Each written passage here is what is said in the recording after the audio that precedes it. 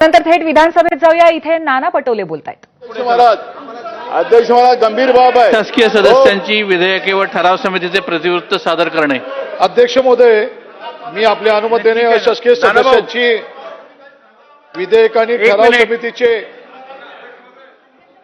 अध्यक्ष महोदय. बसा बसा बसा. ठीक आहे.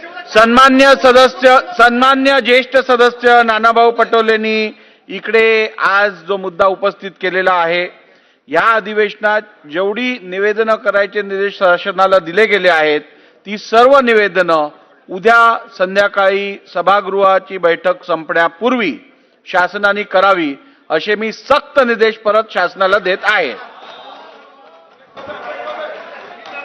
एक मिनिट, शासनाकडनं याची अक्नॉलेजमेंट कोणी देईल का? होय अध्यक्ष महोदय.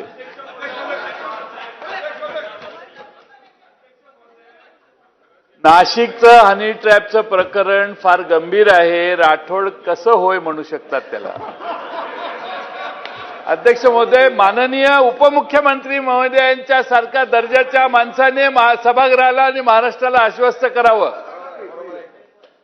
नाशिकच्या हनी ट्रॅपचं प्रकरण आहे. आपण सांगा. तुम्हाला सगळी नावं माहित आहेत का अध्यक्ष महोदय? ती सगळ्यांची नावं आहेत. अध्यक्ष महोदय, आपण या बाबी गांभीर्याने घेतलेल्या आहेत आणि आपल्या निर्देशाप्रमाणे शासनाने देखील नोंद घेतलेली आहे. चला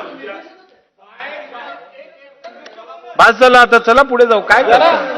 मी एक उभा राहिलो की तुमची पुढे जाता म्हणून मी उभाच राहत नाही हल्ली. तुम्ही उभे राहिलात की बाकी पुढे जात नाही, म्हणून मला बोलायला लागतं. बसा. बसू. पुढे जाऊ ना आता. असं आहे की राज्याचे उपमुख्यमंत्री महोदय, हा विषय आम्ही गांभीर्याने घेतलेला आहे आणि याच्यात आम्ही शेवटात जाऊ म्हणून या ठिकाणी सभागृहामध्ये सांगतायत. मी आपल्या ही गोष्ट निदर्शनात आणण्याकरता झटकन उभा राहिलो की या संदर्भामध्ये राज्याचे गृहराज्यमंत्री यांनी काल मीडियासमोर जाहीर विधान केलंय की नाशिकच्या माणसानं सुद्धा दिलेली तक्रार मागे घेतली आणि ठाण्याच्या माणसांनी सुद्धा तक्रार मागे घेतली आणि आपसामध्ये सेटलमेंट करून हा विषय संपला असं गृहराज्यमंत्री म्हणतात आणि राज्याचे उपमुख्यमंत्री म्हणतात आम्ही हा विषय गांभीर्याने घेतलेला आहे. तुम्ही सभागृहाची दिशाभूलता करत नाही ना दोघे जण? अध्यक्ष महोदय, हे मला सांगायचं आहे एवढ्या गंभीर प्रश्नावर, म्हणून मी उभा राहिलो, नाही तर मी उभा राहिलो नसतो. बोला मंत्री महोदय. काय महोदय, मी ज्या केसच्या बद्दल माहिती दिली, मुळात ती तक्रार ही कुठली हनी ट्रॅपच्यावर तक्रार नव्हती. ती तक्रार वेगळी होती आणि त्या बाबतीमध्ये जर का ज्यांनी तक्रार दिलेली आहे, ज्यांच्याविरुद्ध तक्रार दिलेली आहे, दोघांमध्ये जर का कॉम्प्रोमाइज झालं तर तक्रार मागे घेतली गेली. इतकं सिंपल आहे. ही तक्रार हनी ट्रॅपची नव्हती. आता बास झालं. आता किती वेळ तुम्ही याच्यावर घालवणार आहात? महोदयांच्या ठीक आहे, चला पुढे चला. अध्यक्ष महोदय,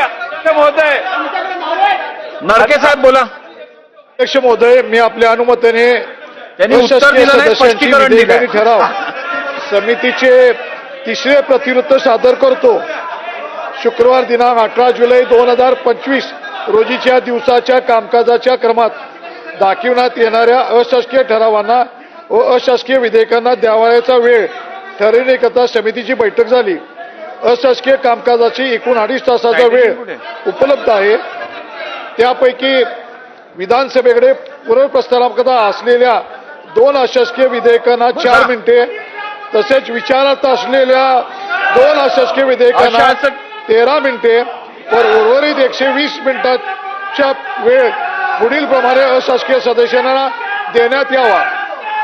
1. डॉक्टर नितीन राऊत विधानसभा सदस्य यांचा ठराव क्रमांक 103 20 मिनिटांपेक्षा जास्त नाही. 2. धनंजय मुंडे विधानसभा सदस्य यांचा ठराव क्रमांक 33 20 मिनिटांपेक्षा जास्त नाही. 3.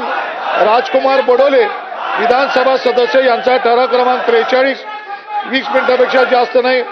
4. राजकुमार बडोले विधानसभा सदस्य यांचा ठराव क्रमांक 39 20 मिनिटांपेक्षा जास्त नाही.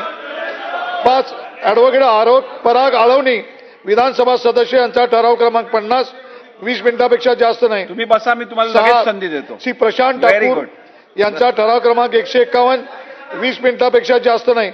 यापैकी कोणत्याही ठरावाचा वेळ वाचल्यास तो त्यापुढील क्रमांकाच्या ठरावाला देण्यात यावा अशी ही समिती शिफारस केली आहे.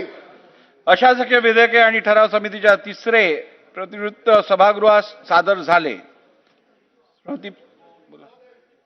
शासकीय विधेयक आणि ठराव समितीचे तिसरे प्रतिवृत्त सभागृहाला संमत आहे असा मी आपल्या अनुमतीने प्रस्ताव मांडतो. प्रश्न असा आहे की अशासकीय विधेयके आणि ठराव समितीचे तिसरे प्रतिवृत्त सभागृहात संमत आहे. प्रश्न असा आहे की अशासकीय विधेयके आणि ठराव समितीचे